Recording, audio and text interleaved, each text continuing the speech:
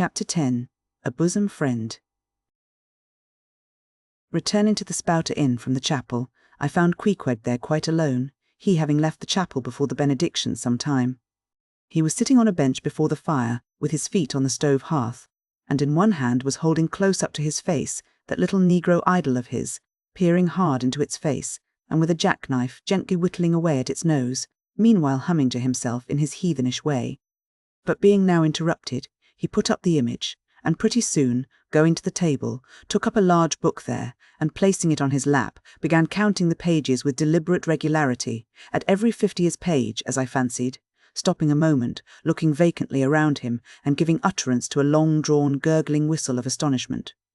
He would then begin again at the next 50, seeming to commence at number 1 each time, as though he could not count more than 50. And it was only by such a large number of 50s being found together that his astonishment at the multitude of pages was excited. With much interest I sat watching him. Savage though he was, and hideously marred about the face, at least to my taste, his countenance yet had a something in it which was by no means disagreeable. You cannot hide the soul. Through all his unearthly tattooings, I thought I saw the traces of a simple, honest heart, and in his large, deep eyes, fiery, black and bold, there seemed tokens of a spirit that would dare 1,000 devils. And besides all this, there was a certain lofty bearing about the pagan, which even his uncouthness could not altogether maim. He looked like a man who had never cringed and never had had a creditor. Whether it was, too, that his head being shaved, his forehead was drawn out in freer and brighter relief, and looked more expansive than it otherwise would, this I will not venture to decide, but certain it was his head, was phrenologically an excellent one. It may seem ridiculous, but it reminded me of General Washington's head as seen in the popular busts of him. It had the same long, regularly graded retreating slope from above the brows, which were likewise very projecting, like 2 long promontories thickly wooded on top. Queequeg was George Washington cannibalistically developed. Whilst I was thus closely scanning him, half pretending meanwhile to be looking out at the storm from the casement, he never heeded my presence, never troubled himself with so much as a single glance, but appeared wholly occupied with counting the pages of the marvellous book. Considering how sociably we had been sleeping together the night previous, and especially considering the affectionate arm I had found thrown over me upon waking in the morning, I thought this indifference of his very strange. But savages are strange beings. At times you do not know exactly how to take them. At first they are overawing. Their calm self-collectedness of simplicity seems a Socratic wisdom. I had noticed also that Queequeg never consorted at all, or but very little, with the other seamen in the inn. He made no advances whatever, appeared to have no desire to enlarge the circle of his acquaintances. All this struck me as mighty singular, yet, upon second thoughts, there was something almost sublime in it. Here was a man some 20,000 miles from home, by the way of Cape Horn, that is, which was the only way he could get there, thrown among people as strange to him as though he were in the planet Jupiter. And yet he seemed entirely at his ease, preserving the utmost serenity, content with his own companionship, always equal to himself. Surely this was a touch of fine philosophy, though no doubt he had never heard there was such a thing as that. But perhaps, to be true philosophers, we mortals should not be conscious of so living or so striving. So soon as I hear that such or such a man gives himself out for a philosopher, I conclude that, like the dyspeptic old woman, he must have broken his digester. As I sat there in that now lonely room, the fire burning low, in that mild stage when, after its first intensity has warmed the air, it then only glows to be looked at, the evening shades and phantoms gathering round the casements, and peering in upon us silent, solitary twain, the storm booming without in solemn swells, I began to be sensible of strange feelings. I felt a melting in me. No more my splintered heart and maddened hand were turned against the wolfish world. This soothing savage had redeemed it. There he sat, his very indifference speaking a nature in which there lurked no civilized hypocrisies and bland deceits. Wild he was, a very sight of sights to see, yet I began to feel myself mysteriously drawn towards him. And those same things that would have repelled most others, they were the very magnets that thus drew me. I'll try a pagan friend, thought I, since Christian kindness has proved but hollow courtesy. I drew my bench near him and made some friendly signs and hints, doing my best to talk with him meanwhile. At first he little noticed these advances, but presently, upon my referring to his last night's hospitalities, he made out to ask me whether we were again to be bedfellows. I told him yes, whereat I thought he looked pleased, perhaps a little complimented. We then turned over the book together, and I endeavoured to explain to him the purpose of the printing and the meaning of the few pictures that were in it. Thus I soon engaged his interest, and from that we went to jabbering the best we could about the various outer sights to be seen in this famous town. Soon I proposed a social smoke, and, producing his pouch and tomahawk, he quietly offered me a puff. And then we sat exchanging puffs from that wild pipe of his, and keeping it regularly passing between us. If there yet lurked any ice of indifference towards me in the pagan's breast, this pleasant genial smoke we had soon thawed it out and left us cronies. He seemed to take to me quite as naturally and unbiddenly as I to him, and when our smoke was over, he pressed his forehead against mine, clasped me round the waist, and said that henceforth we were married, meaning, in his country's phrase, that we were bosom friends. He would gladly die for me, if need should be. In a countryman, this sudden flame of friendship would have seemed far too premature, a thing to be much distrusted. But in this simple savage, those old rules would not apply. I was a good Christian, born and bred in the bosom of the infallible Presbyterian Church. How then could I unite with this wild idolater in worshipping his piece of wood? But what is worship, thought I? Do you suppose now, Ishmael, that the magnanimous God of heaven and earth pagans and all included can possibly be jealous of an insignificant bit of black wood? Impossible. But what is worship?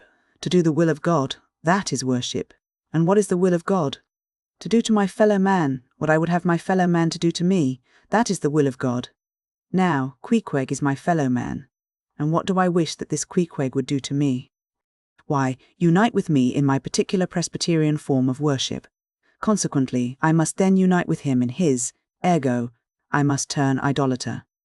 So I kindled the shavings, helped prop up the innocent little idol, offered him burnt biscuit with Queequeg, salamed before him twice or thrice, kissed his nose, and that done, we undressed and went to bed, at peace with our own consciences and all the world.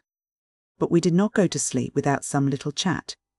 How it is I know not, but there is no place like a bed for confidential disclosures between friends. Man and wife, they say, they open the very bottom of their souls to each other, and some old couples often lie and chat over old times till nearly morning. Thus then, in our heart's honeymoon, lay I and Queequeg, a cosy, loving pair. Chapter 11. Nightgown. We had lain thus in bed, chatting and napping at short intervals, and Queequeg now and then affectionately throwing his brown tattooed legs over mine, and then drawing them back, so entirely sociable and free and easy were we, when, at last, by reason of our confabulations, what little nappishness remained in us altogether departed, and we felt like getting up again, though daybreak was yet some way down the future. Yes, we became very wakeful, so much so that our recumbent position began to grow wearisome, and by little and little we found ourselves sitting up, the clothes well tucked around us, leaning against the headboard with our 4 knees drawn up close together, and our 2 noses bending over them, as if our kneepins were warming pans. We felt very nice and snug, the more so since it was so chilly out of doors, indeed out of bedclothes too, seeing that there was no fire in the room. The more so, I say, because truly to enjoy bodily warmth, some small part of you must be cold, for there is no quality in this world that is not what it is merely by contrast. Nothing exists in itself. If you flatter yourself that you are all over comfortable and have been so a long time, then you cannot be said to be comfortable any more. But if, like Queequeg and me in the bed, the tip of your nose or the crown of your head be slightly chilled, why then indeed in the general consciousness you feel most delightfully and unmistakably warm. For this reason a sleeping apartment should never be furnished with a fire, which is one of the luxurious discomforts of the rich. For the height of this sort of deliciousness is to have nothing but the blanket between you and your snugness and the cold of the outer air. Then there you lie, like the one warm spark in the heart of an Arctic crystal. We had been sitting in this crouching manner for some time, when all at once I thought I would open my eyes. For when between sheets, whether by day or by night, and whether asleep or awake, I have a way of always keeping my eyes shut in order the more to concentrate the snugness of being in bed. Because no man can ever feel his own identity aright except his eyes be closed, as if darkness were indeed the proper element of our essences, though light be more congenial to our clayey part. Upon opening my eyes, then, and coming out of my own pleasant and self-created darkness into the imposed and coarse outer gloom of the unilluminated 12 o'clock at night, I experienced a disagreeable revulsion. Nor did I at all object to the hint from Queequeg that perhaps it were best to strike a light, seeing that we were so wide awake, and besides, He felt a strong desire to have a few quiet puffs from his tomahawk. Be it said that though I had felt such a strong repugnance to his smoking in the bed the night before, yet see how elastic our stiff prejudices grow when love once comes to bend them. For now, I liked nothing better than to have Queequeg smoking by me, even in bed, because he seemed to be full of such serene household joy then. I no more felt unduly concerned for the landlord's policy of insurance. I was only alive to the condensed confidential comfortableness of sharing a pipe and a blanket with a real friend. With our shaggy jackets drawn about our shoulders, we now passed the tomahawk from one to the other, till slowly there grew over us a blue hanging tester of smoke, illuminated by the flame of the new-lit lamp. Whether it was that this undulating tester rolled the savage away to far distant scenes, I know not, but he now spoke of his native island, and, eager to hear his history, I begged him to go on and tell it. He gladly complied. Though at the time I but ill comprehended not a few of his words, yet subsequent disclosures, when I had become more familiar with his broken phraseology, now enable me to present the whole story, such as it may prove in the mere skeleton I give. Chapter 12. Biographical. Queequeg was a native of Rokovoko, an island far away to the west and south. It is not down in any map, true places never are. When a new-hatched savage running wild about his native woodlands in a grass clout, followed by the nibbling goats, as if he were a green sapling, even then, in Queequeg's ambitious soul, lurked a strong desire to see something more of Christendom than a specimen whaler or two. His father was a high chief, a king, his uncle a high priest, and on the maternal side he boasted aunts who were the wives of unconquerable warriors. There was excellent blood in his veins, royal stuff, though sadly vitiated, I fear, by the cannibal propensity he nourished in his untutored youth. In vain the captain threatened to throw him overboard, suspended a cutlass over his naked wrists. Queequeg was the son of a king, and Queequeg budged not. Struck by his desperate dauntlessness and his wild desire to visit Christendom, the captain at last relented and told him he might make himself at home. But this fine young savage, this sea prince of Wales, never saw the captain's cabin. They put him down among the sailors and made a whaleman of him. But like Tsar, Peter content to toil in the shipyards of foreign cities, Queequeg disdained no seeming ignominy, if thereby he might happily gain the power of enlightening his untutored countrymen. For at bottom, so he told me, he was actuated by a profound desire to learn among the Christians the arts whereby to make his people still happier than they were, and more than that, still better than they were. But, alas! The practices of whalemen soon convinced him that even Christians could be both miserable and wicked, infinitely more so than all his father's heathens. Arrived at last in old Sag Harbour, and seeing what the sailors did there, and then going on to Nantucket, and seeing how they spent their wages in that place also, poor Queequeg gave it up for lost.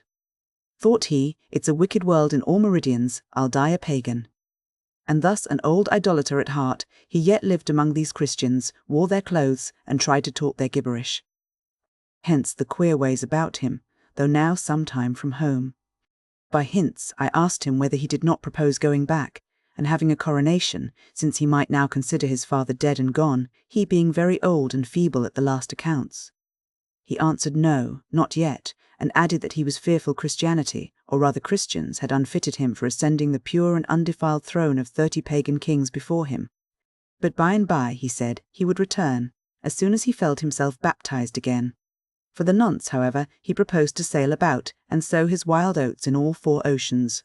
They had made a harpooner of him, and that barbed iron was in lieu of a sceptre now. I asked him what might be his immediate purpose, touching his future movements. He answered, to go to sea again, in his old vocation. Upon this, I told him that whaling was my own design, and informed him of my intention to sail out of Nantucket as being the most promising port for an adventurous whaleman to embark from. He at once resolved to accompany me to that island, ship aboard the same vessel, get into the same watch, the same boat, the same mess with me, in short to share my every hap, with both my hands in his, boldly dip into the potluck of both worlds. To all this I joyously assented, for besides the affection I now felt for Queequeg, he was an experienced harpooner, and as such could not fail to be of great usefulness to one who, like me, was wholly ignorant of the mysteries of whaling, though well acquainted with the sea, as known to merchant seamen. His story being ended with his pipe's last dying puff, Queequeg embraced me, pressed his forehead against mine, and blowing out the light, we rolled over from each other, this way and that, and very soon were sleeping. Chapter 13. Wheelbarrow. Next morning, Monday, after disposing of the embalmed head to a barber for a block, I settled my own and comrade's bill, using, however, my comrade's money. The grinning landlord, as well as the boarders, seemed amazingly tickled at the sudden friendship which had sprung up between me and Queequeg, especially as Peter Coffin's cock and bull stories about him had previously so much alarmed me concerning the very person whom I now companied with. Shifting the barrow from my hand to his, he told me a funny story about the first wheelbarrow he had ever seen. It was in Sag Harbour. The owners of his ship, it seems, had lent him one, in which to carry his heavy chest to his boarding-house. Not to seem ignorant about the thing, though in truth he was entirely so, concerning the precise way in which to manage the barrow, Queequeg puts his chest upon it, lashes it fast, and then shoulders the barrow and marches up the wharf. "Why," said I, "Queequeg, you might have known better than that, one would think. Didn't the people laugh?" Upon this, he told me another story. The people of his island of Rokovoko, it seems, at their wedding feasts, expressed the fragrant water of young coconuts into a large stained calabash like a punch bowl, and this punch bowl always forms the great central ornament on the braided mat where the feast is held. Now a certain grand merchant ship once touched at Rokovoko, and its commander, from all accounts, a very stately punctilious gentleman, at least for a sea captain. This commander was invited to the wedding feast of Queequeg's sister, a pretty young princess just turned of 10. Well, when all the wedding guests were assembled at the bride's bamboo cottage, this captain marches in, and being assigned the post of honour, placed himself over against the punch bowl, and between the high priest and his majesty the king, Queequeg's father. Grace being said, for those people have their grace as well as we, though Queequeg told me that unlike us, who at such times look downwards to our platters, they, on the contrary, copying the ducks, glance upwards to the great giver of all feasts. Grace, I say, being said, the high priest opens the banquet by the immemorial ceremony of the island, that is, dipping his consecrated and consecrating fingers into the bowl before the blessed beverage circulates.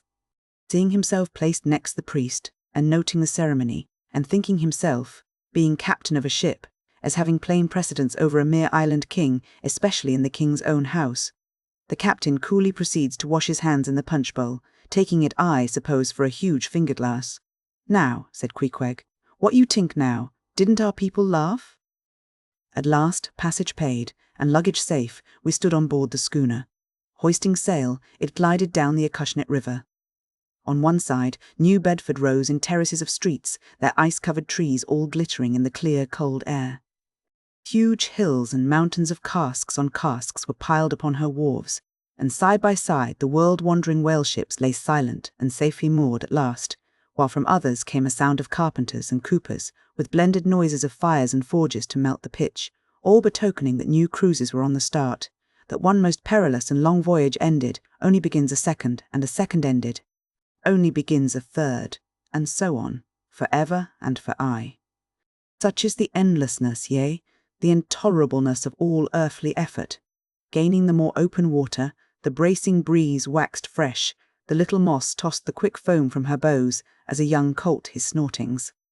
How I snuffed that Tartar air, how I spurned that turnpike earth, that common highway all over dented with the marks of slavish heels and hoofs, and turned me to admire the magnanimity of the sea which will permit no records.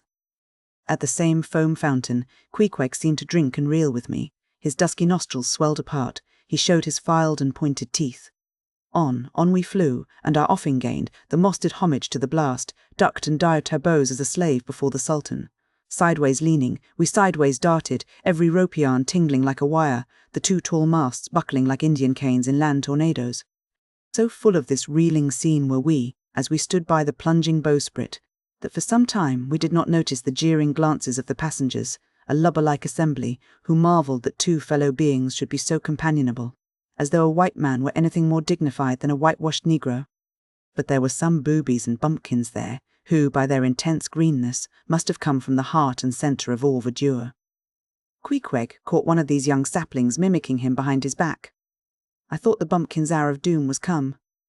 Dropping his harpoon, the brawny savage caught him in his arms, and by an almost miraculous dexterity and strength, sent him high up bodily into the air, then slightly tapping his stern in mid-somerset, The fellow landed with bursting lungs upon his feet, while Queequeg, turning his back upon him, lighted his tomahawk pipe and passed it to me for a puff. "Capting! Capting!" yelled the bumpkin, running towards that officer. "Capting! Capting! Here's the devil!" "Hullo, you sir!" cried the captain, a gaunt rib of the sea, stalking up to Queequeg. "What in thunder do you mean by that? Don't you know you might have killed that chap?" "What him say?" said Queequeg, as he mildly turned to me. "He say," said I, "that you came near kill, that man there," pointing to the still shivering greenhorn. "Kill, cried Queequeg, twisting his tattooed face into an unearthly expression of disdain. "Ah, him bevy small fish. Queequeg no kill. So small fish, Queequeg kill. Big whale." "Look you," roared the captain. "I'll kill you, you cannibal, if you try any more of your tricks aboard here, so mind your eye." But it so happened just then that it was high time for the captain to mind his own eye. The prodigious strain upon the mainsail had parted the weather sheet, and the tremendous boom was now flying from side to side, completely sweeping the entire after part of the deck. And the poor fellow whom Queequeg had handled so roughly was swept overboard. All hands were in a panic, and to attempt snatching at the boom to stay it seemed madness. It flew from right to left, and back again, almost in one ticking of a watch, and every instant seemed on the point of snapping into splinters. Nothing was done, and nothing seemed capable of being done. Those on deck rushed towards the bows, and stood eyeing the boom as if it were the lower jaw of an exasperated whale. In the midst of his consternation, Queequeg dropped deftly to his knees, and crawling under the path of the boom, whipped hold of a rope, secured one end to the bulwarks, and then flinging the other like a lasso, caught it round the boom as it swept over his head, and at the next jerk the spar was that way trapped, and all was safe. The schooner was run into the wind, and while the hands were clearing away the stern boat, Queequeg, stripped to the waist, darted from the side with a long living arc of a leap. For 3 minutes or more he was seen swimming like a dog, throwing his long arms straight out before him, and by turns revealing his brawny shoulders through the freezing foam. I looked at the grand and glorious fellow, but saw no one to be saved. The greenhorn had gone down. Shooting himself perpendicularly from the water, Queequeg now took an instant's glance around him, and seeming to see just how matters were, dived down and disappeared. A few minutes more, and he rose again, one arm still striking out, and with the other dragging a lifeless form. The boat soon picked them up. The poor bumpkin was restored. All hands voted Queequeg a noble trump. The captain begged his pardon. From that hour I clove to Queequeg like a barnacle, yea, till poor Queequeg took his last long dive. Was there ever such unconsciousness? He did not seem to think that he at all deserved a medal from the humane and magnanimous societies. He only asked for water, fresh water, something to wipe the brine off. That done, he put on dry clothes, lighted his pipe, and leaning against the bulwarks and mildly eyeing those around him, seemed to be saying to himself, "It's a mutual, joint-stock world in all meridians. We cannibals must help these Christians." Chapter 14. Nantucket. Nothing more happened on the passage worthy the mentioning, so, after a fine run, we safely arrived in Nantucket. Look now at the wondrous traditional story of how this island was settled by the red men. Thus goes the legend. In olden times an eagle swooped down upon the New England coast and carried off an infant Indian in his talons. With loud lament the parents saw their child borne out of sight over the wide waters. They resolved to follow in the same direction. Setting out in their canoes, after a perilous passage they discovered the island, and there they found an empty ivory casket, the poor little Indian skeleton. What wonder, then, that these Nantucketers, born on a beach, should take to the sea for a livelihood? They first caught crabs and quahogs in the sand, grown bolder. They waded out with nets for mackerel. More experienced, they pushed off in boats and captured cod, and at last, launching a navy of great ships on the sea, explored this watery world, put an incessant belt of circumnavigations round it, peeked in at Bering Straits, and in all seasons and all oceans declared everlasting war with the mightiest animated mass that has survived the flood, most monstrous and most mountainous, that Himalayan, salt sea mastodon, clothed with such portentousness of unconscious power that his very panics are more to be dreaded than his most fearless and malicious assaults. Chapter 15. Chowder. It was quite late in the evening when the little Moss came snugly to anchor, and Queequeg and I went ashore, so we could attend to no business that day, at least none but a supper and a bed. The landlord of the Spouter-Inn had recommended us to his cousin Hosea Hussey of the Trypots, whom he asserted to be the proprietor of one of the best-kept hotels in all Nantucket, and moreover he had assured us that Cousin Hosea, as he called him, was famous for his chowders. In short, he plainly hinted that we could not possibly do better than try potluck at the Trypots. But the directions he had given us about keeping a yellow warehouse on our starboard hand till we opened a white church to the larboard, and then keeping that on the larboard hand till we made a corner, 3 points to the starboard, and that done, then asked the first man we met where the place was. These crooked directions of his very much puzzled us at first, especially as, at the outset, Queequeg insisted that the yellow warehouse, our first point of departure, must be left on the larboard hand, whereas I had understood Peter Coffin to say it was on the starboard. However, by dint of beating about a little in the dark, and now and then knocking up a peaceable inhabitant to inquire the way, we at last came to something which there was no mistaking. 2 enormous wooden pots painted black and suspended by asses' ears swung from the cross trees of an old topmast planted in front of an old doorway. The horns of the cross trees were sawed off on the other side, so that this old topmast looked not a little like a gallows. Perhaps I was oversensitive to such impressions at the time, but I could not help staring at this gallows with a vague misgiving. A sort of crick was in my neck as I gazed up to the 2 remaining horns. Yes, 2 of them, one for Queequeg and one for me. It's ominous, thinks I. A coffin, my innkeeper upon landing in my first whaling port, tombstone staring at me in the whalemen's chapel, and here a gallows. And a pair of prodigious black pots too. Are these last throwing out oblique hints touching Tophet? I was called from these reflections by the sight of a freckled woman with yellow hair and a yellow gown, standing in the porch of the inn, under a dull red lamp swinging there, that looked much like an injured eye, and carrying on a brisk scolding with a man in a purple woollen shirt. "Get along with ye," said she to the man, "or I'll be combing ye." "Come on, Queequeg," said I. "All right, there's Mrs. Hussey." And so it turned out, Mr. Hosea Hussey being from home, but leaving Mrs. Hussey entirely competent to attend to all his affairs. Upon making known our desires for a supper and a bed, Mrs. Hussey, postponing further scolding for the present, ushered us into a little room, and seating us at a table spread with the relics of a recently concluded repast, turned round to us and said, "Clam or cod?" "What's that about cods, ma'am?" said I, with much politeness. "Clam or cod," she repeated. "A clam for supper." "A cold clam? Is that what you mean, Mrs. Hussey?" says I. "But that's a rather cold and clammy reception in the winter time, ain't it, Mrs. Hussey?" But being in a great hurry to resume scolding the man in the purple shirt, who was waiting for it in the entry, and seeming to hear nothing but the word "clam," Mrs. Hussey hurried towards an open door leading to the kitchen, and bawling out "clam for 2," disappeared. "Queequeg," said I, "do you think that we can make out a supper for us both on 1 clam?" However, a warm, savoury steam from the kitchen served to belie the apparently cheerless prospect before us. But when that smoking chowder came in, the mystery was delightfully explained. Oh, sweet friends, hearken to me. It was made of small, juicy clams, scarcely bigger than hazelnuts, mixed with pounded ship biscuit and salted pork cut up into little flakes, the whole enriched with butter, and plentifully seasoned with pepper and salt.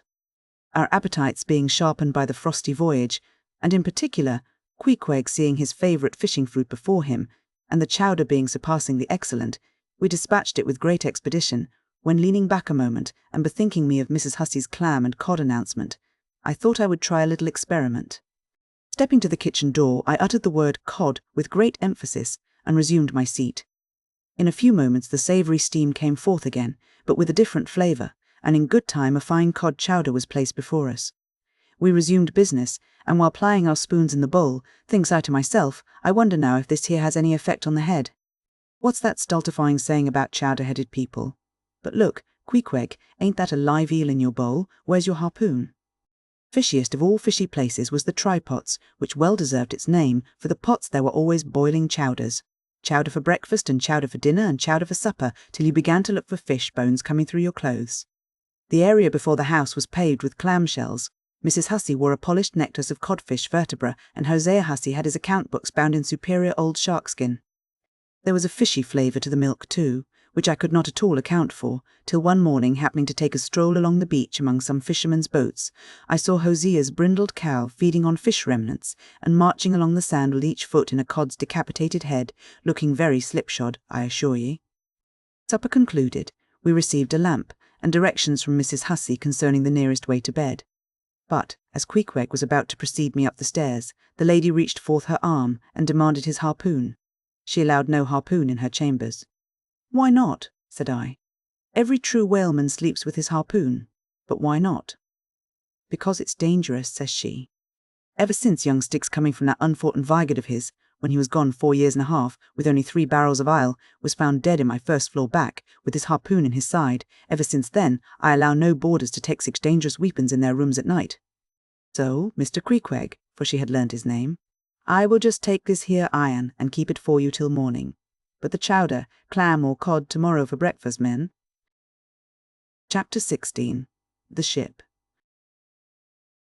In bed we concocted our plans for the morrow.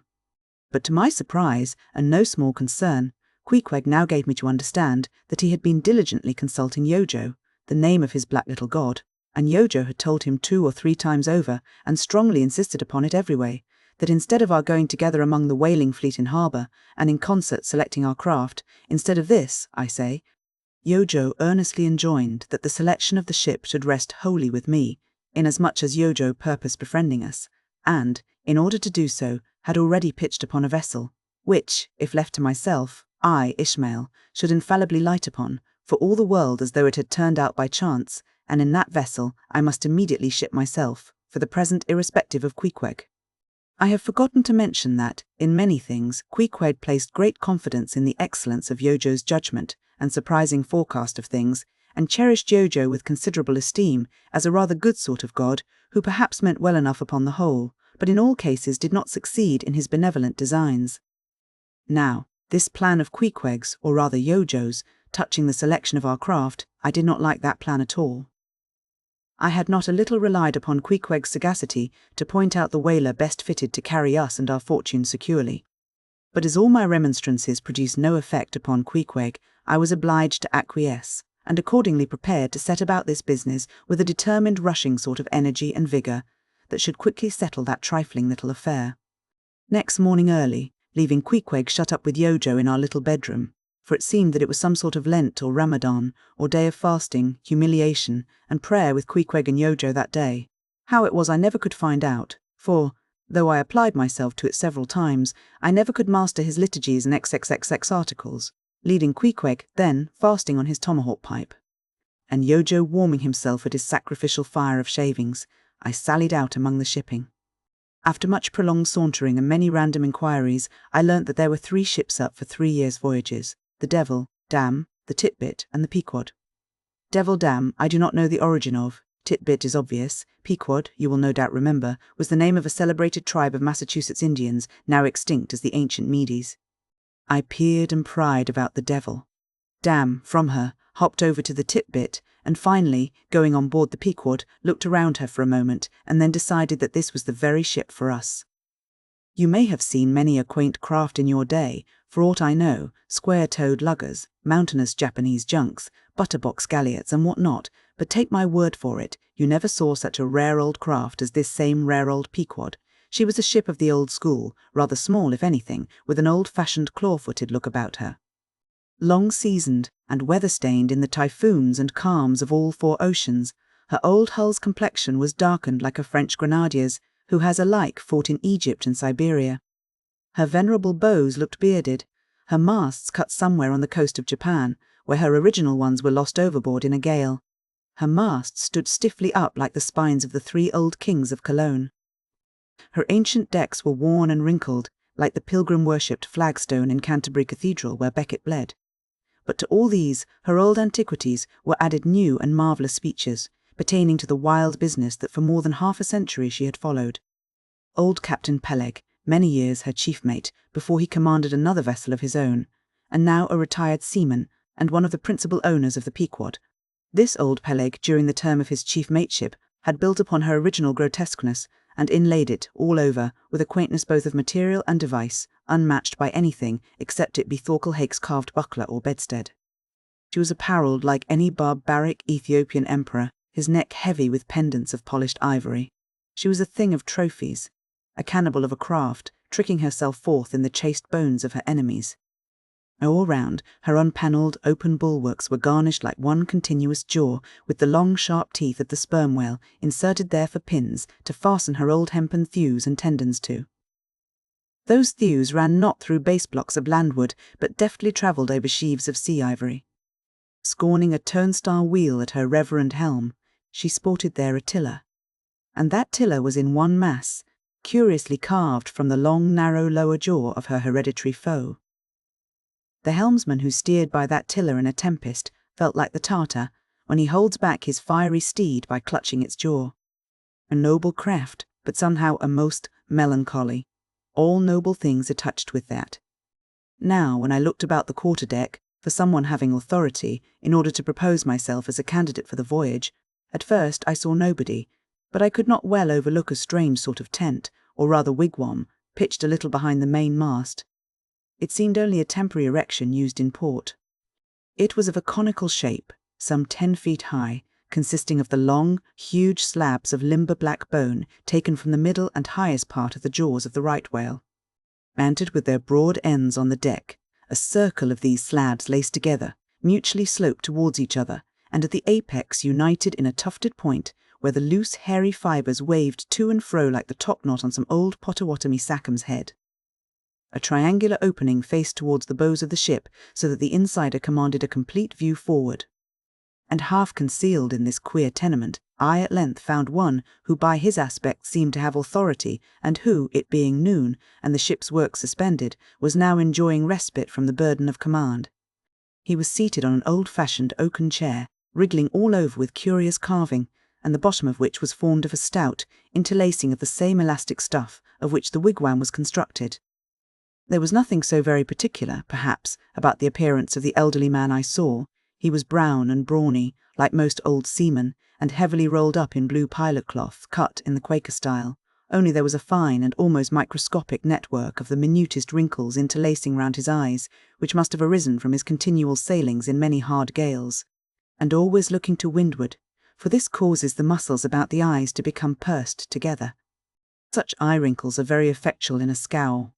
"Is this the captain of the Pequod?" said I, advancing to the door of the tent. "Supposing it be the captain of the Pequod, what dost thou want of him?" he demanded. "I was thinking of shipping." "Thou waste thou? I see thou art no Nantucketer. Ever been in a stove-boat?" "No, sir, I never have."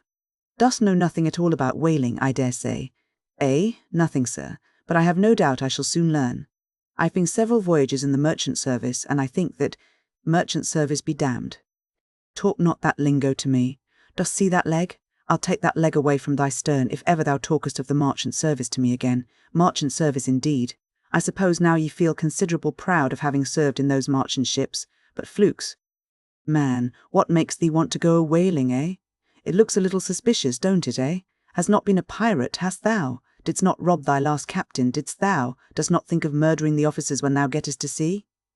I protested my innocence of these things. I saw that under the mask of these half-humorous innuendos, this old seaman, as an insulated Quakerish Nantucketer, was full of his insular prejudices and rather distrustful of all aliens, unless they hailed from Cape Cod or the Vineyard. "But what takes thee, A.R.? "I want to know that before I think of shipping ye." "Well, sir, I want to see what whaling is." "I want to see the world. Want to see what whaling is, eh? Have ye clapped eye on Captain Ahab?" "Who is Captain Ahab, sir?" I thought so. Captain Ahab is the captain of this ship." "I am mistaken, then. I thought I was speaking to the captain himself." "Thou art speaking to Captain Peleg? That's who ye are speaking to, young man. It belongs to me and Captain Bildad to see the Pequod fitted out for the voyage and supplied with all her needs, including crew. We are part owners and agents. But as I was going to say, if thou wantest to know what whaling is, as thou tellest ye do, I can put ye in a way of finding it out before ye bind yourself to it, past backing out. Clap eye on Captain Ahab, young man, and thou wilt find that he has only one leg." "What do you mean, sir? Was the other one lost by a whale?" "Lost by a whale?" "Young man, come nearer to me. It was devoured, chewed up, crunched by the monstrousest palmacetti that ever chipped a boat." Ah! I was a little alarmed by his energy, perhaps also a little touched at the hearty grief in his concluding exclamation, but said as calmly as I could, "What you say is no doubt true enough, sir, but how could I know there was any peculiar ferocity in that particular whale? Though indeed I might have inferred as much from the simple fact of the accident. Look ye now, young man, thy lungs are a sort of soft, d'ye see, thou dost not talk shark a bit." "Sure, "You've been to sea before now, sure of that?" "Sir," said I thought I told you that I had been 4 voyages in the Merchant." "I do, sir." "Very good. Now, art thou the man to pitch a harpoon down a live whale's throat and then jump after it?" "Answer, quick." "I am, sir, if it should be positively indispensable to do so, not to be got rid of, that is, which I don't take to be the fact." "Good again. Now then, thou not only wantest to go a-whaling, to find out by experience what whaling is, but ye also want to go in order to see the world. Was not that what ye said?" "I thought so." "Well then, just step forward there, and take a peep over the weather bow, and then back to me and tell me what ye see there." For a moment I stood a little puzzled by this curious request, not knowing exactly how to take it, whether humorously or in earnest. But concentrating all his crow's feet into one scowl, Captain Peleg started me on the errand. Going forward and glancing over the weather bow, I perceived that the ship swinging to her anchor with the flood tide was now obliquely pointing towards the open ocean. The prospect was unlimited, but exceedingly monotonous and forbidding, not the slightest variety that I could see. "Well, what's the report?" said Peleg when I came back. "What did ye see?" "Not much," I replied. "Nothing but water. Considerable horizon, though, and there's a squall coming up, I think." "Well, what dost thou think, then, of seeing the world? Do ye wish to go round Cape Horn to see any more of it, eh?" "Can't ye see the world where you stand?" I was a little staggered, but go a-whaling I must, and I would, and the Pequod was as good a ship as any, I thought the best, and all this I now repeated to Peleg. Seeing me so determined, he expressed his willingness to ship me. "And thou mayest as well sign the papers right off," he added. "Come along with ye." And so saying, he led the way below deck into the cabin. Seated on the transom was what seemed to me a most uncommon and surprising figure. It turned out to be Captain Bildad, who along with Captain Peleg was one of the largest owners of the vessel, the other shares, as is sometimes the case in these ports, being held by a crowd of old annuitants, widows, fatherless children, and chancery wards, each owning about the value of a timber-head, or a foot of plank, or a nail or two in the ship. People in Nantucket invest their money in whaling vessels, the same way that you do yours in approved state stocks bringing in good interest. Now, Bildad, like Peleg, and indeed many other Nantucketers, was a Quaker, the island having been originally settled by that sect, and to this day its inhabitants in general retain in an uncommon measure the peculiarities of the Quaker, only variously and anomalously modified by things altogether alien and heterogeneous. For some of these sane Quakers are the most sanguinary of all sailors and whale hunters. They are fighting Quakers. They are Quakers with a vengeance.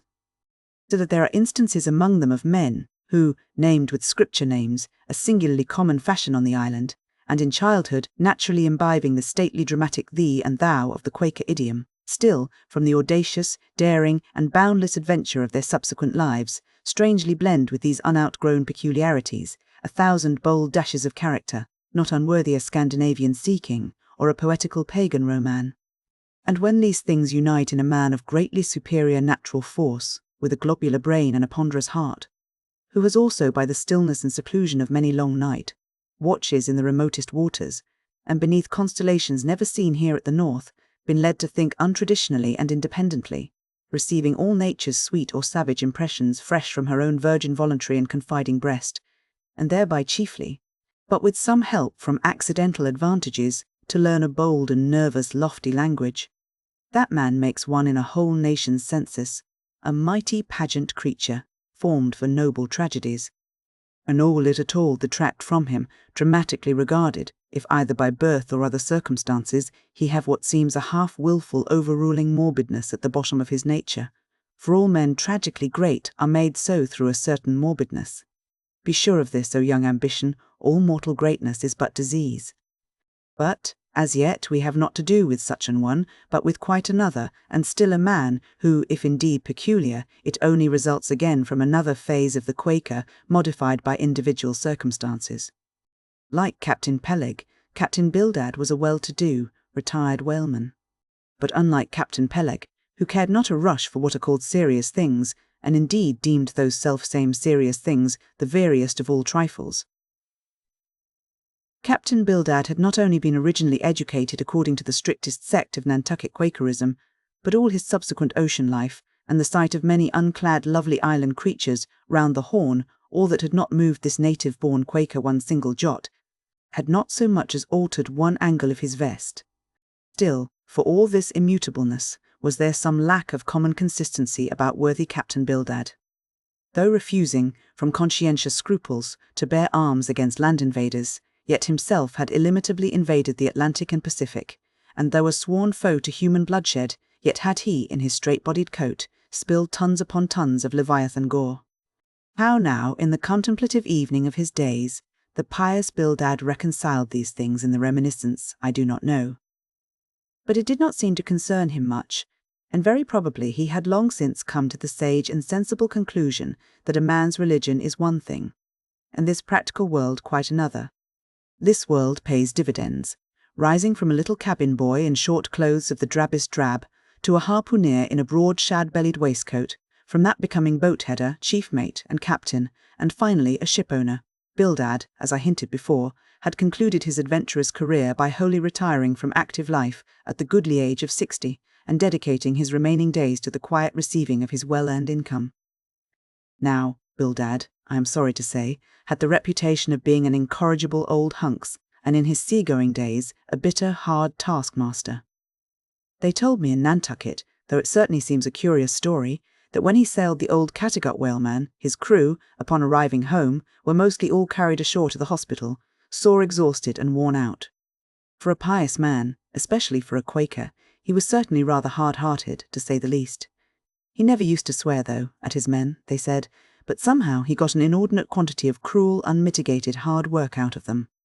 When Bildad was a chief mate, to have his drab-coloured eye intently looking at you made you feel completely nervous, till you could clutch something, a hammer or a marling spike, and go to work like mad at something or other, never mind what. Indolence and idleness perished before him. His own person was the exact embodiment of his utilitarian character. On his long, gaunt body he carried no spare flesh, no superfluous beard, his chin having a soft, economical nap to it, like the worn nap of his broad-brimmed hat. Such, then, was the person that I saw seated on the transom when I followed Captain Peleg down into the cabin. The space between the decks was small, and there, bolt upright, sat old Bildad, who always sat so, and never leaned, and this to save his coat-tails. His broad brim was placed beside him, his legs were stiffly crossed, his drab vesture was buttoned up to his chin, and spectacles on nose. He seemed absorbed in reading from a ponderous volume. "Bildad," cried Captain Peleg, "at it again, Bildad, eh? Ye have been studying those scriptures now for the last 30 years, to my certain knowledge. How far ye got, Bildad?" As if long habituated to such profane talk from his old shipmate. Bildad, without noticing his present irreverence, quietly looked up, and seeing me, glanced again inquiringly towards Peleg. "He says he's our man, Bildad," said Peleg. "He wants to ship." "Dost thee?" said Bildad, in a hollow tone, and turning round to me. "Aye, dost," said I unconsciously. He was so intense a Quaker. "What do ye think of him, Bildad?" said Peleg. "He'll do," said Bildad, eyeing me, and then went on spelling away at his book in a mumbling tone quite audible. I thought him the queerest old Quaker I ever saw, especially as Peleg, his friend and old shipmate, seemed such a blusterer. But I said nothing, only looking round me sharply. Peleg now threw open a chest, and drawing forth the ship's articles, placed pen and ink before him, and seated himself at a little table. I began to think it was high time to settle with myself at what terms I would be willing to engage for the voyage. I was already aware that in the whaling business they paid no wages, but all hands, including the captain, received certain shares of the profits called lays, and that these lays were proportioned to the degree of importance pertaining to the respective duties of the ship's company. I was also aware that being a green hand at whaling, my own lay would not be very large. But considering that I was used to the sea, could steer a ship, splice a rope, and all that, I made no doubt that from all I had heard I should be offered at least the 275th lay. That is, the 275th part of the clear net proceeds of the voyage, whatever that might eventually amount to. And though the 275th lay was what they call a rather long lay, yet it was better than nothing, and if we had a lucky voyage, might pretty nearly pay for the clothing I would wear out on it, not to speak of my 3 years' beef and board, for which I would not have to pay 1 stiver. It might be thought that this was a poor way to accumulate a princely fortune, and so it was, a very poor way indeed. But I am one of those that never take on about princely fortunes, and am quite content if the world is ready to board and lodge me, while I am putting up at this grim sign of the thundercloud. Upon the whole, I thought that the 275th lay would be about the fair thing, but would not have been surprised had I been offered the 200th, considering I was of a broad-shouldered make. But one thing, nevertheless, that made me a little distrustful about receiving a generous share of the profits was this: ashore, I had heard something of both Captain Peleg and his unaccountable old crony Bildad, how that they being the principal proprietors of the Pequod, therefore the other and more inconsiderable and scattered owners, left nearly the whole management of the ship's affairs to these two. And I did not know but what the stingy old Bildad might have a mighty deal to say about shipping hands, especially as I now found him on board the Pequod, quite at home there in the cabin, and reading his Bible as if at his own fireside. Now, while Peleg was vainly trying to mend a pen with his jackknife, old Bildad, to my no small surprise, considering that he was such an interested party in these proceedings, Bildad never heeded us, but went on mumbling to himself out of his book. "Lay not up for yourselves treasures upon earth, where moth..." "Well, Captain Bildad," interrupted Peleg, "what d'ye say, what lay shall we give this young man?" "Thou knowest best," was the sepulchral reply. "The 777th wouldn't be too much, would it, where moth and rust do corrupt, but lay..." "Lay, indeed," thought I, "and such a lay, the 777th. Well, old Bildad, you are determined that I, for one, shall not lay up many lays here below, where moth and rust do corrupt." It was an exceedingly long lay, that indeed, and though, from the magnitude of the figure, it might at first deceive a landsman, yet the slightest consideration will show that though 777 is a pretty large number, yet, when you come to make a tenth of it, you will then see, I say, that the 777th part of a farthing is a good deal less than 777 gold doubloons, and so I thought at the time. "Why, blast your eyes, Bildad," cried Peleg, "thou dost not want to swindle this young man. He must have more than that." 777th, again said Bildad, without lifting his eyes, and then went on mumbling, "For where your treasure is, there will your heart be also." "I am going to put him down for the 300th, said Peleg. "Do ye hear that, Bildad, Bildad?" "The 300th lay, I say." Bildad laid down his book, and turning solemnly towards him, said, "Captain Peleg, thou hast a generous heart, but thou must consider the duty thou owest to the other owners of this ship, widows and orphans, many of them, and that if we too abundantly reward the labours of this young man, we may be taking the bread from those widows and those orphans." The 777th lay, Captain Peleg. "Thou Bildad," roared Peleg, starting up and clattering about the cabin. "Blast ye, Captain Bildad, if I had followed thy advice in these matters, I would, afore now, had a conscience to lug about that would be heavy enough to founder the largest ship that ever sailed round Cape Horn." "Captain Peleg," said Bildad steadily, "thy conscience may be drawing 10 inches of water, or 10 fathoms, I can't tell, but as thou art still an impenitent man, Captain Peleg, I greatly fear lest thy conscience be but a leaky one, and will in the end sink thee foundering down to the fiery pit, Captain Peleg." "Fiery pit. Fiery pit. Ye insult me, man, past all natural bearing, ye insult me. It's an all-fired outrage to tell any human creature that he's bound to hell, flukes and flames. Bildad, say that again to me, and start my soul bolts, but I'll swallow a live goat with all his hair and horns on. Out of the cabin, ye canting, drab-coloured son of a wooden gun, a straight wake with ye." As he thundered out this, he made a rush at Bildad, but with a marvellous oblique, sliding celerity, Bildad for that time eluded him. Alarmed at this terrible outburst between the two principal and responsible owners of the ship, and feeling half a mind to give up all idea of sailing in a vessel so questionably owned and temporarily commanded, I stepped aside from the door to give egress to Bildad, who, I made no doubt, was all eagerness to vanish from before the awakened wrath of Peleg. But to my astonishment, he sat down again on the transom very quietly, and seemed to have not the slightest intention of withdrawing. He seemed quite used to impenitent Peleg and his ways.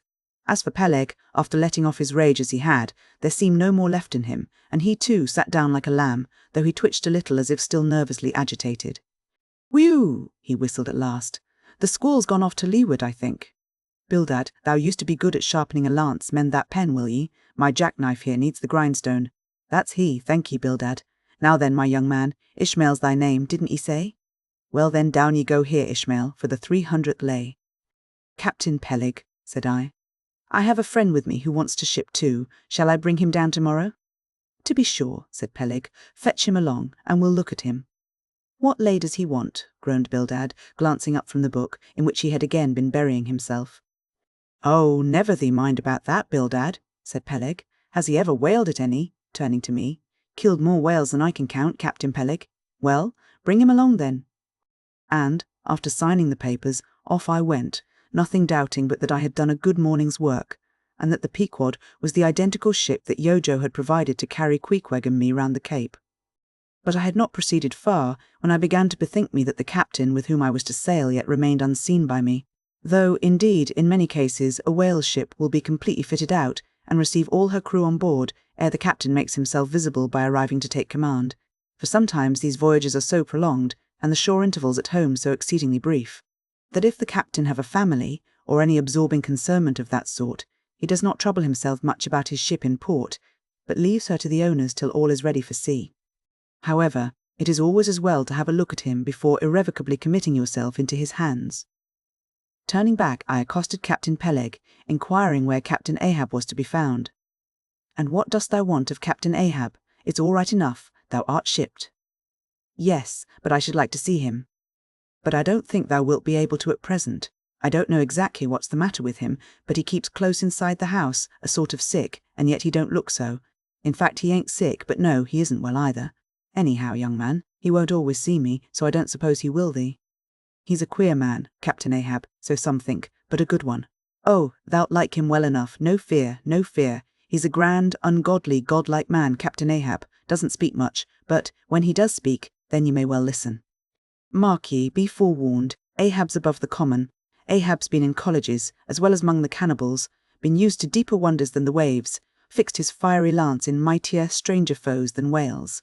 "His lance?" "Aye, the keenest and the surest that out of all our isle." "Oh, he ain't Captain Bildad, no, and he ain't Captain Peleg.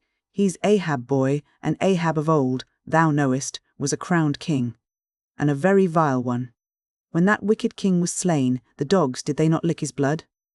As I walked away, I was full of thoughtfulness. What had been incidentally revealed to me of Captain Ahab filled me with a certain wild vagueness of painfulness concerning him, and somehow, at the time, I felt a sympathy and a sorrow for him, but for I don't know what, unless it was the cruel loss of his leg.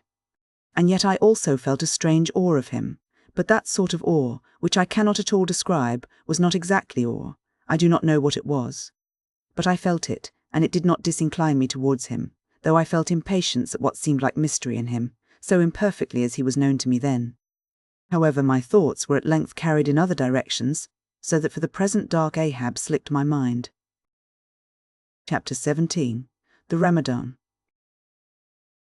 As Queequeg's Ramadan, or fasting and humiliation, was to continue all day, I did not choose to disturb him till towards nightfall, for I cherished the greatest respect towards everybody's religious obligations, never mind how comical, and could not find it in my heart to undervalue even a congregation of ants worshipping a toadstool, or those other creatures in certain parts of our earth, who with a degree of footmanism quite unprecedented in other planets, bow down before the torso of a deceased landed proprietor, merely on account of the inordinate possessions yet owned and rented in his name. Towards evening, when I felt assured that all his performances and rituals must be over, I went up to his room and knocked at the door, but no answer. I tried to open it, but it was fastened inside. "Queequeg," said I, softly through the keyhole, all silent. "I say, Queequeg, why don't you speak?" "It's I, Ishmael." But all remained still as before. I began to grow alarmed. I had allowed him such abundant time, I thought he might have had an apoplectic fit. I looked through the keyhole, but the door opening into an odd corner of the room, the keyhole prospect was but a crooked and sinister one. I could only see part of the footboard of the bed and a line of the wall, but nothing more. I was surprised to behold resting against the wall the wooden shaft of Queequeg's harpoon, which the landlady the evening previous had taken from him before our mounting to the chamber.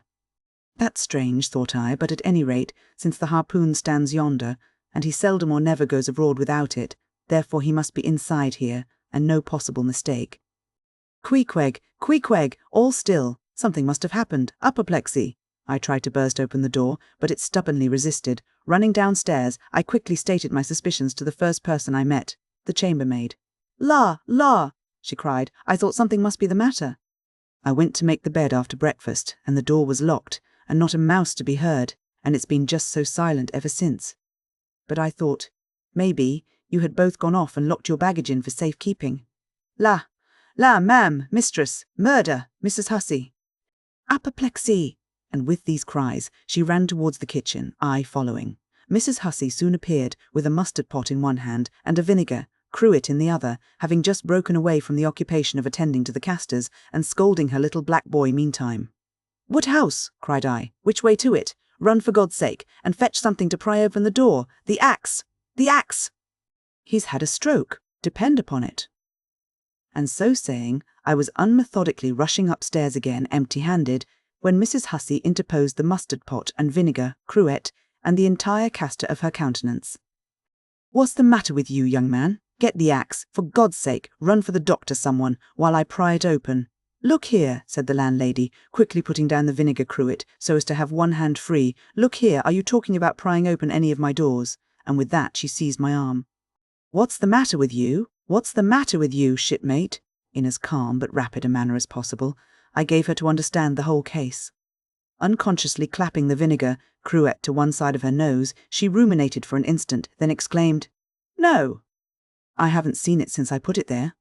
Running to a little closet under the landing of the stairs, she glanced in, and returning, told me that Queequeg's harpoon was missing. "He's killed himself," she cried. "It's unfortunate Stig's done over again. There goes another counterpane. God pity his poor mother. It will be the ruin of my house." "Has the poor lad a sister? Where's that girl?" "There, Betty, go to Snarls the painter, and tell him to paint me a sign with 'No suicides permitted here,' and 'No smoking in the parlour.' Might as well kill both birds at once. Kill! The Lord be merciful to his ghost. What's that noise there? You, young man, avast there!" And running up after me, she caught me as I was again trying to force open the door. "Have to burst it open," said I, and was running down the entry a little, for a good start, when the landlady caught at me, again vowing I should not break down her premises, but I tore from her, and with a sudden bodily rush dashed myself full against the mark. At a prodigious noise the door flew open, and the knob slamming against the wall sent the plaster to the ceiling, and there, good heavens! There sat Queequeg, altogether cool and self-collected, right in the middle of the room, squatting on his hams, and holding Yojo on top of his head. He looked neither one way nor the other way, but sat like a carved image with scarce a sign of active life. "Queequeg," said I, going up to him. "Queequeg, what's the matter with you?" "He hain't been a-sitting so all day, has he?" said the landlady. But all we said, not a word could we drag out of him. I almost felt like pushing him over, so as to change his position, for it was almost intolerable. It seemed so painfully and unnaturally constrained, especially as in all probability he had been sitting so for upwards of 8 or 10 hours, going too without his regular meals. "Mrs. Hussey," said I, "he's alive at all events, so leave us, if you please, and I will see to this strange affair myself." Closing the door upon the landlady, I endeavoured to prevail upon Queequeg to take a chair, but in vain. There he sat, and all he could do. For all my polite arts and blandishments, he would not move a peg, nor say a single word, nor even look at me, nor notice my presence in the slightest way. I went down to supper. After sitting a long time listening to the long stories of some sailors who had just come from a plum-pudding voyage, as they called it, that is, a short whaling voyage in a schooner or brig, confined to the north of the line, in the Atlantic Ocean only, after listening to these plum-puddingers till nearly 11 o'clock, I went upstairs to go to bed, feeling quite sure by this time Queequeg must certainly have brought his Ramadan to a termination. But no, there he was, just where I had left him. He had not stirred an inch. I began to grow vexed with him. It seemed so downright senseless and insane to be sitting there all day and half the night on his hams in a cold room, holding a piece of wood on his head. "For heaven's sake, Queequeg, get up and shake yourself, get up and have some supper. You'll starve, you'll kill yourself, Queequeg." But not a word did he reply. Despairing of him, therefore, I determined to go to bed and to sleep, and no doubt before a great while he would follow me. But previous to turning in, I took my heavy bearskin jacket and threw it over him, as it promised to be a very cold night, and he had nothing but his ordinary round jacket on. For some time, do all I would, I could not get into the faintest doze. I had blown out the candle, and the mere thought of Queequeg, not 4 feet off, sitting there in that uneasy position, stark alone in the cold and dark, this made me really wretched. Think of it, sleeping all night in the same room with a wide-awake pagan on his hams in this dreary, unaccountable Ramadan. But somehow I dropped off at last, and knew nothing more till break of day. when, looking over the bedside, there squatted Queequeg, as if he had been screwed down to the floor. But as soon as the first glimpse of sun entered the window, up he got, with stiff and grating joints, but with a cheerful look, limped towards me where I lay, pressed his forehead again against mine, and said his Ramadan was over. Now, as I before hinted, I have no objection to any person's religion, be it what it may, so long as that person does not kill or insult any other person, because that other person don't believe it also. But when a man's religion becomes really frantic, when it is a positive torment to him, and, in fine, makes this earth of ours an uncomfortable inn to lodge in, then I think it high time to take that individual aside and argue the point with him. And just so I now did with Queequeg. "Queequeg," said I, "get into bed now, and lie and listen to me." I then went on, beginning with the rise and progress of the primitive religions, and coming down to the various religions of the present time, during which time I laboured to show Queequeg that all these Lents, Ramadans, and prolonged ham-squettings in cold, cheerless rooms were stark nonsense, bad for the health, useless for the soul, opposed, in short, to the obvious laws of hygiene and common sense. I told him, too, that he being in other things such an extremely sensible and sagacious savage, it pained me, very badly pained me, to see him now so deplorably foolish about this ridiculous Ramadan of his. Besides, argued I, fasting makes the body cave in, hence the spirit caves in, and all thoughts born of a fast must necessarily be half-starved. This is the reason why most dyspeptic religionists cherish such melancholy notions about their hereafters. In one word, Queequeg, said I, rather digressively, hell is an idea first born on an undigested apple dumpling, and since then perpetuated through the hereditary dyspepsias nurtured by Ramadans. I then asked Queequeg whether he himself was ever troubled with dyspepsia, expressing the idea very plainly so that he could take it in. He said no, only upon one memorable occasion. It was after a great feast given by his father the king, on the gaining of a great battle, wherein 50 of the enemy had been killed by about 2 o'clock in the afternoon, and all cooked and eaten that very evening. "No more, Queequeg," said I, shuddering. "That will do," for I knew the inferences without his further hinting them. I had seen a sailor who had visited that very island, and he told me that it was the custom, when a great battle had been gained there, to barbecue all the slain in the yard or garden of the victor, and then, one by one, they were placed in great wooden trenchers and garnished round like a pillow with breadfruit and coconuts, and with some parsley in their mouths, was sent round with the victor's compliments to all his friends, just as though these presents were so many Christmas turkeys. After all, I do not think that my remarks about religion made much impression upon Queequeg, because, in the first place, he somehow seemed dull of hearing on that important subject, unless considered from his own point of view, and, in the second place, he did not more than 1/3 understand me, couch my ideas simply as I would, and, finally, he no doubt thought he knew a good deal more about the true religion than I did. He looked at me with a sort of condescending concern and compassion, as though he thought it a great pity that such a sensible young man should be so hopelessly lost to evangelical pagan piety. At last we rose and dressed, and Queequeg, taking a prodigiously hearty breakfast of chowders of all sorts, so that the landlady should not make much profit by reason of his Ramadan, we sallied out to board the Pequod, sauntering along and picking our teeth with halibut bones. Chapter 18. His Mark. As we were walking down the end of the wharf towards the ship, Queequeg carrying his harpoon, Captain Peleg in his gruff voice loudly hailed us from his wigwam, saying he had not suspected my friend was a cannibal, and furthermore announcing that he let no cannibals on board that craft, unless they previously produced their papers. "What do you mean by that, Captain Peleg?" said I, now jumping on the bulwarks and leaving my comrade standing on the wharf. "I mean," he replied, "he must show his papers." "Yes," said Captain Bildad in his hollow voice, sticking his head from behind Peleg's, out of the wigwam. "He must show that he's converted." "Son of darkness," he added, turning to Queequeg, "art thou at present in communion with any Christian church?" "Why," said I, "he's a member of the First Congregational Church. Here be it said that many tattooed savages sailing in Nantucket ships at last come to be converted into the churches." "First Congregational Church," cried Bildad. "What, that worships in Deacon Deuteronomy Coleman's meeting house?" And so saying, taking out his spectacles, he rubbed them with his great yellow bandana handkerchief, and putting them on very carefully, came out of the wigwam, and leaning stiffly over the bulwarks, took a good long look at Queequeg. "How long hath he been a member?" he then said, turning to me. "Not very long, I rather guess, young man." No, said Peleg, and he hasn't been baptized right either, or it would have washed some of that devil's blue off his face. Do tell now, cried Bildad, is this Philistine a regular member of Deacon Deuteronomy's meeting? I never saw him going there, and I pass it every Lord's Day. I don't know anything about Deacon Deuteronomy or his meeting, said I. All I know is that Queequeg here is a born member of the First Congregational Church.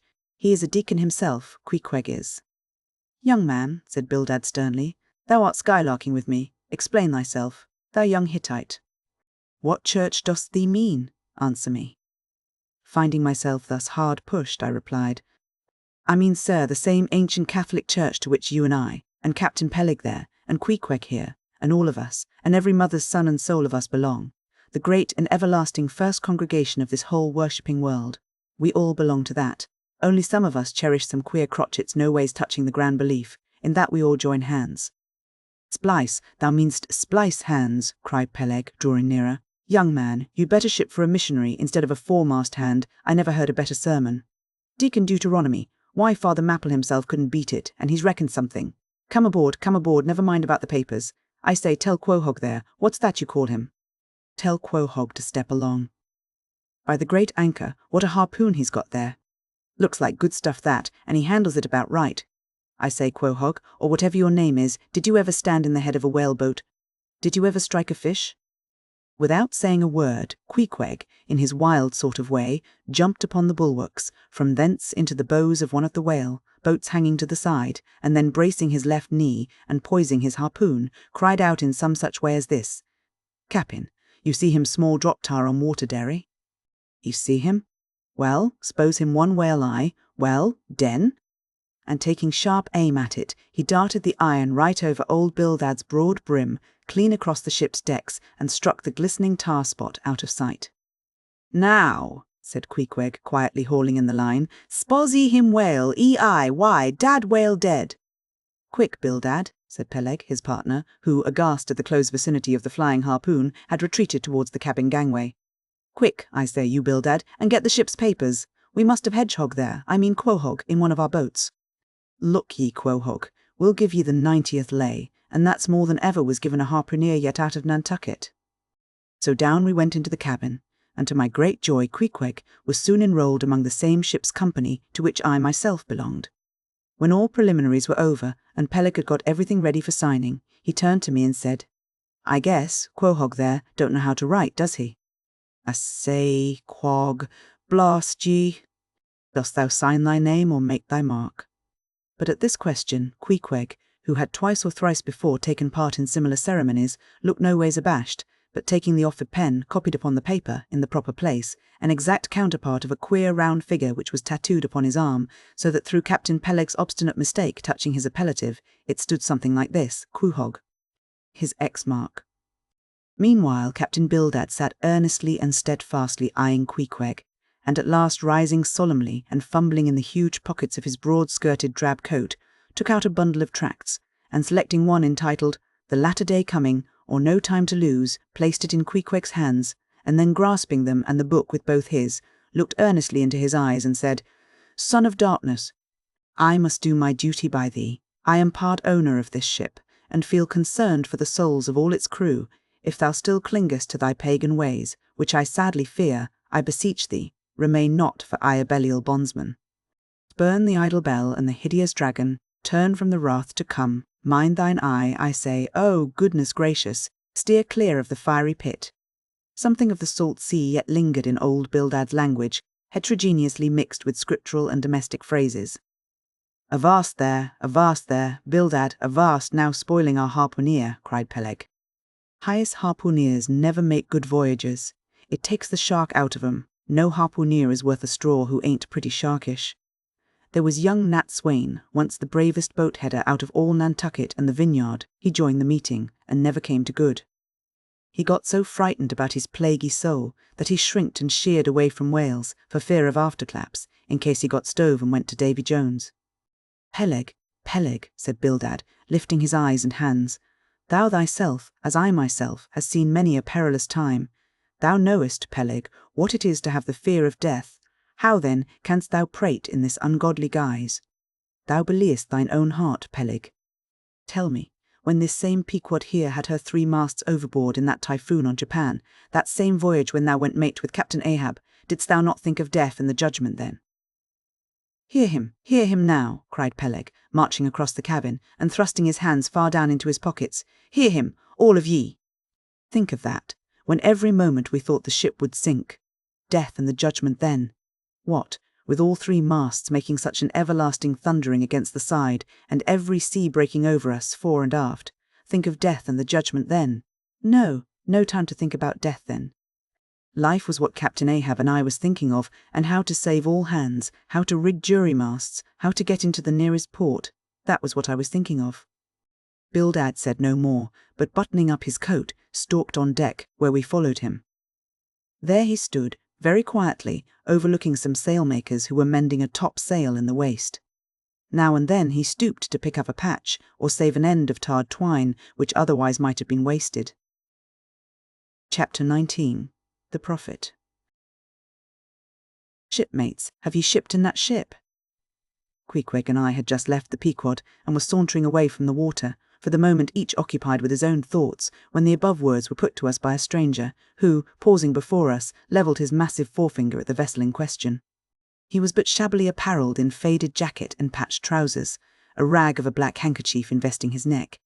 A confluent small pox had in all directions flowed over his face, and left it like the complicated ribbed bed of a torrent when the rushing waters have been dried up. "Have ye shipped in her?" he repeated. "Ye mean the ship Pequod, I suppose," said I, trying to gain a little more time for an uninterrupted look at him.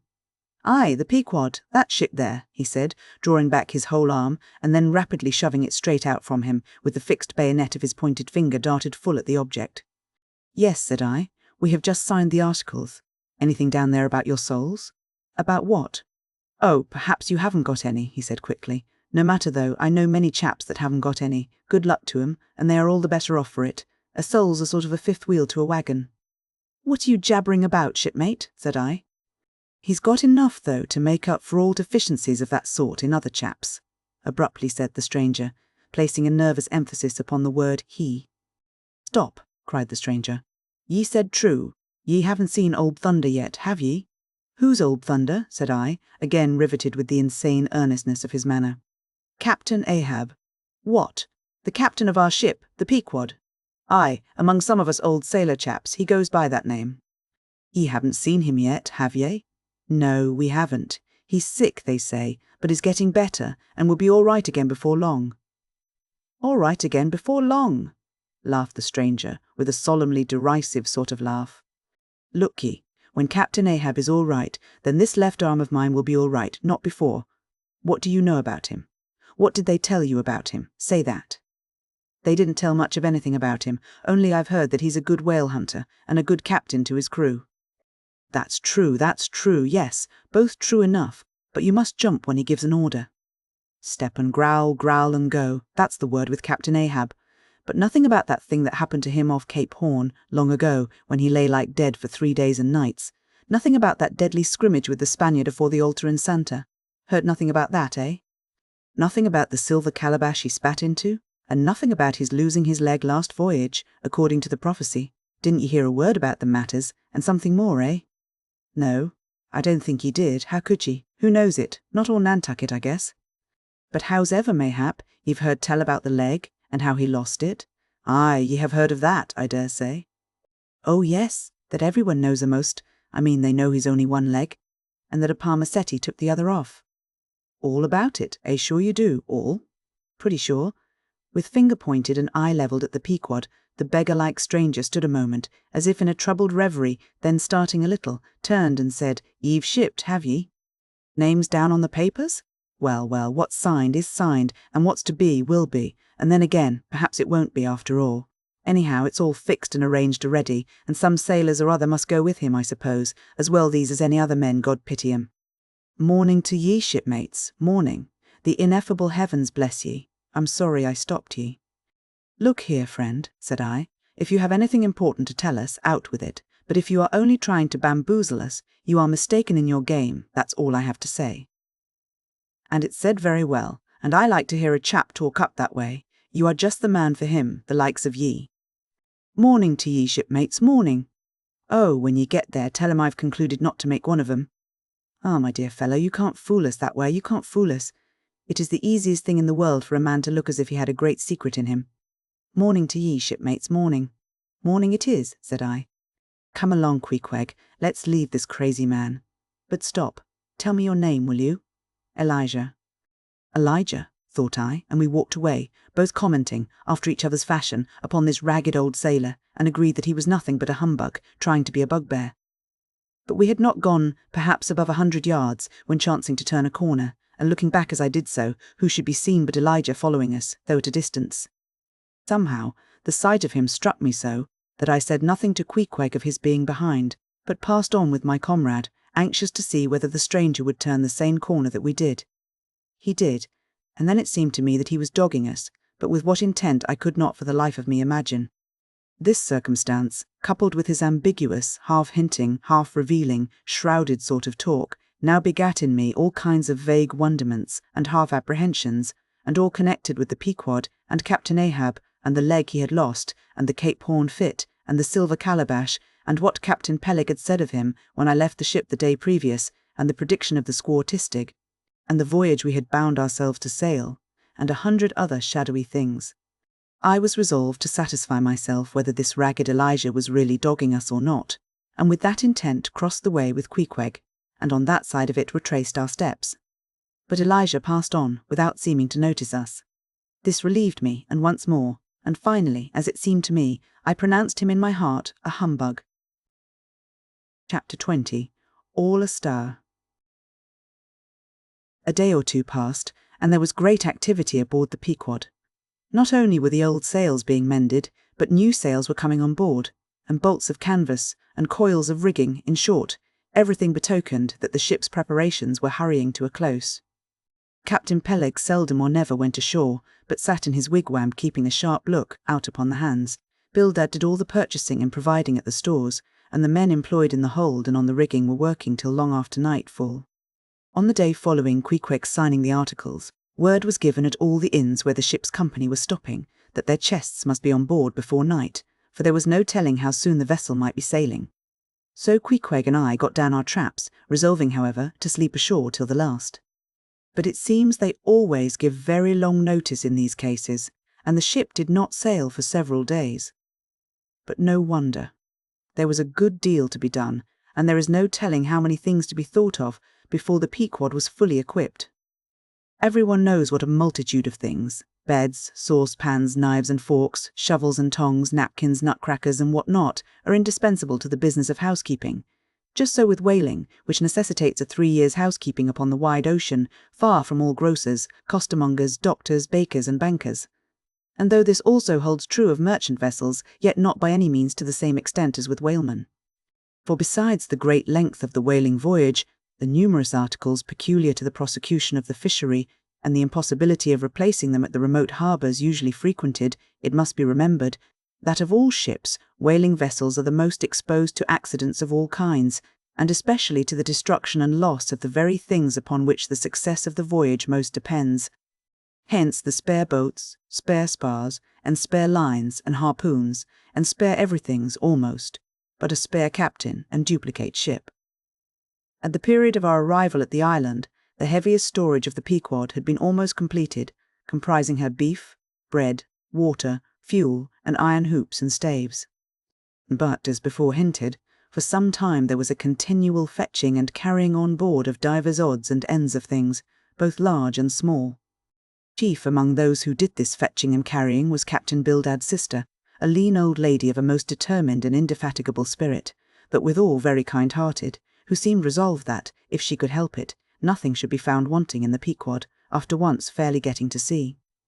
At one time she would come on board with a jar of pickles for the steward's pantry, another time with a bunch of quills for the chief mate's desk, where he kept his log, a third time with a roll of flannel for the small of someone's rheumatic back. Never did any woman better deserve her name, which was Charity, Aunt Charity, as everybody called her. And like a sister of Charity, did this charitable Aunt Charity bustle about hither and thither, ready to turn her hand and heart to anything that promised to yield safety, comfort, and consolation to all on board a ship in which her beloved brother Bildad was concerned, and in which she herself owned a score or two of well-saved dollars. But it was startling to see this excellent-hearted Quakeress coming on board, as she did the last day, with a long oil ladle in one hand and a still longer whaling lance in the other. Nor was Bildad himself nor Captain Peleg at all backward. As for Bildad, he carried about with him a long list of the articles needed, and at every fresh arrival, down went his mark opposite that article upon the paper. Every once in a while Peleg came hobbling out of his whalebone den, roaring at the men down the hatchways, roaring up to the riggers at the masthead, and then concluded by roaring back into his wigwam. During these days of preparation, Queequeg and I often visited the craft, and as often I asked about Captain Ahab, and how he was, and when he was going to come on board his ship. To these questions they would answer that he was getting better and better, and was expected aboard every day. Meantime, the two captains, Peleg and Bildad, could attend to everything necessary to fit the vessel for the voyage. If I had been downright honest with myself, I would have seen very plainly in my heart that I did but half fancy being committed this way to so long a voyage, without once laying my eyes on the man who was to be the absolute dictator of it, so soon as the ship sailed out upon the open sea. But when a man suspects any wrong, it sometimes happens that if he be already involved in the matter, he insensibly strives to cover up his suspicions even from himself, and much this way it was with me. I said nothing, and tried to think nothing. At last it was given out that some time next day the ship would certainly sail. So next morning, Queequeg and I took a very early start.